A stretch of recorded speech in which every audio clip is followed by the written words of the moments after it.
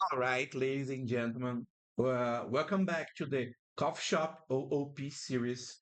In the previous videos, we explored encapsulation, how to protect the internal state of uh, your objects. Today, we go one level deeper. Let's talk about abstraction, the pillar that helps us decouple logic and simplify usage. So, what is abstraction? I have something open here, but doesn't matter.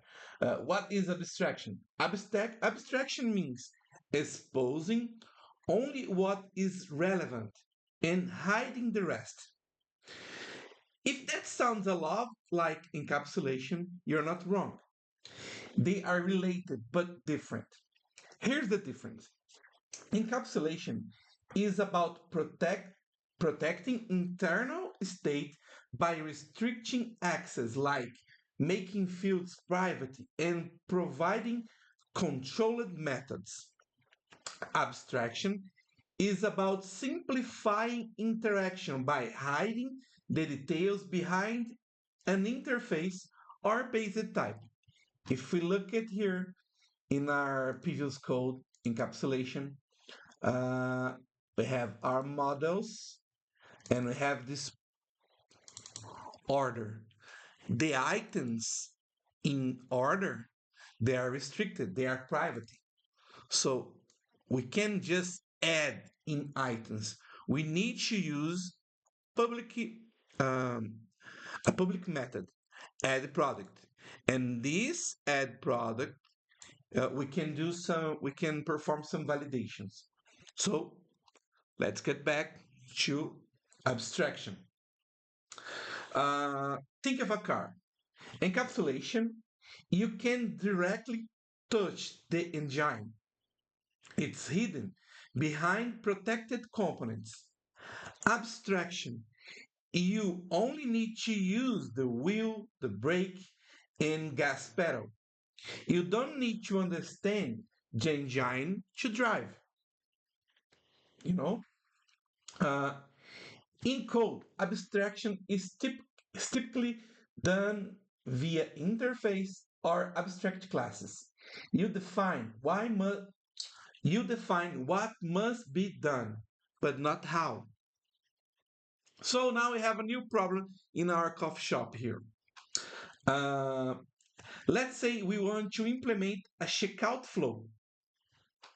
Uh, let's open my checkout here. I have a checkout service.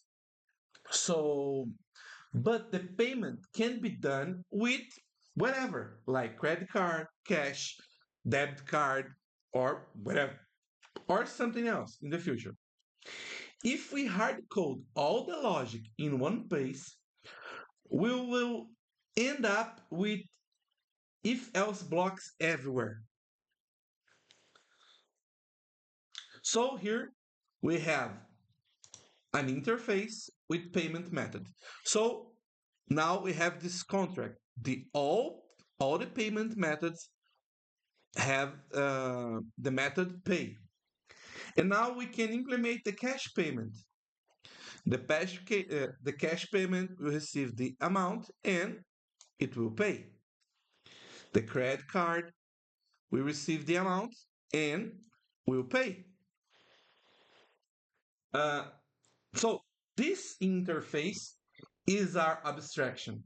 It defines the contract that all payments method must follow.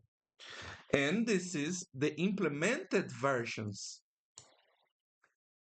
Each payment method can have different logic, but the consumer doesn't care about those differences. So now we have the checkout service. The service doesn't know or care how the payment works. That's clean. I just say checkout, get the price, and pay.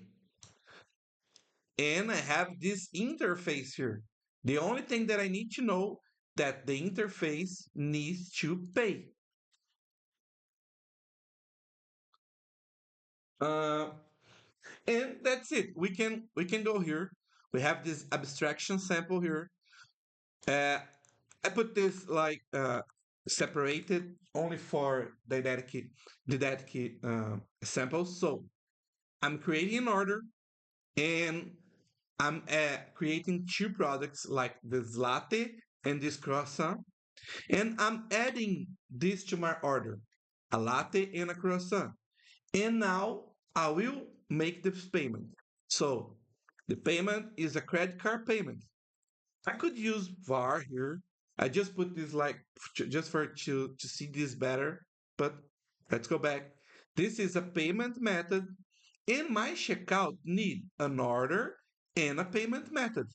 So now I'm creating the checkout and I'm just executing checkout with this order, and let's pay. If I run this and I change this program too, now I can choose the pillar that I want to present to you guys. So if I run right now, let me bring this to here, and I will show you this abstraction. So abstraction sample, it was paid and it cost $10 using credit card. All right. And I could came here. Now I don't want to pay this with credit card. Now I have cash, cash payment. I will run again. And all right, abstraction again.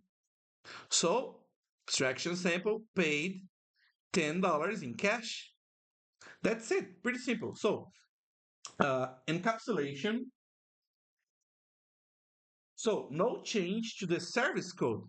This service code is pretty simple. It's pretty clean. You just inject a different implementation, and this is what is abstraction enabled. Why it matters? This allows your system to grow without breaking existing code. I can add I can add a lot of service, a lot of payments here without breaking another one, without changing a previous one. And directly align and it's directly aligned with the dependency inversion principle. Depends on abstraction, not concretions. Uh, the next video we are going to talk about inheritance, when to use it, when to avoid it, and how it relates to code reuse. So links to the blog and GitHub repo are below.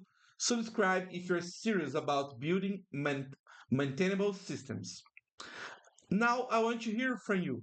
Do you actively use interface to abstract behavior in your applications? Or do you find yourself hard coding conditionals and types in your service? Let me know in the comments. And see you guys.